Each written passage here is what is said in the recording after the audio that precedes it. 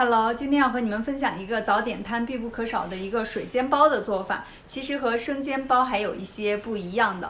那么我们这边早点的话，一般会吃一个水煎包或者是胡辣汤，就是特别完美的一个早餐了。Hello, hello, busy city. You let your light shine bright. Hello, good day. Good morning and good night.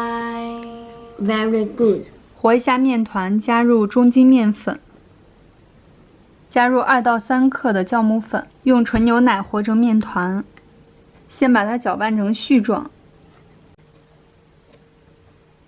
面团揉成这样子，要比较软一些的，盖上保鲜膜让它醒发。做馅料需要的食材，粉条给泡一下。粉条已经泡好了，就可以把它取出来。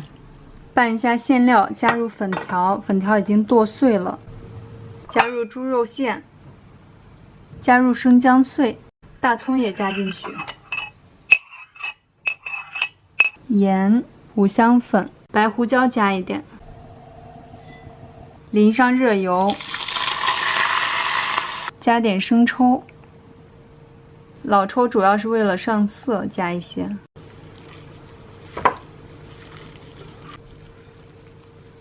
如果想吃肉馅的话，这个肉馅的水煎包馅就做好了。我打算再切一点韭菜放进去。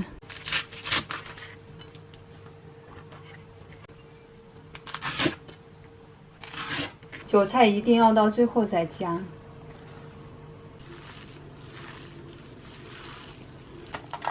面已经醒好了，醒成2倍多大就可以了。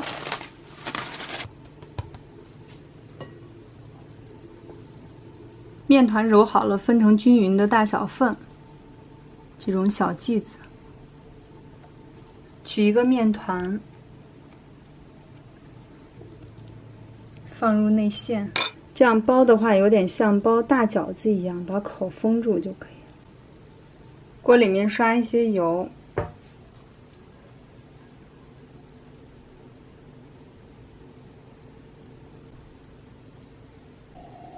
做一个水淀粉，玉米淀粉加清水，倒入水淀粉，就这样水煎，盖上盖子焖上7分钟左右就可以了。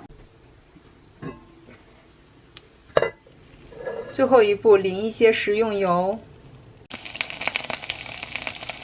盖上盖子再焖2分钟左右。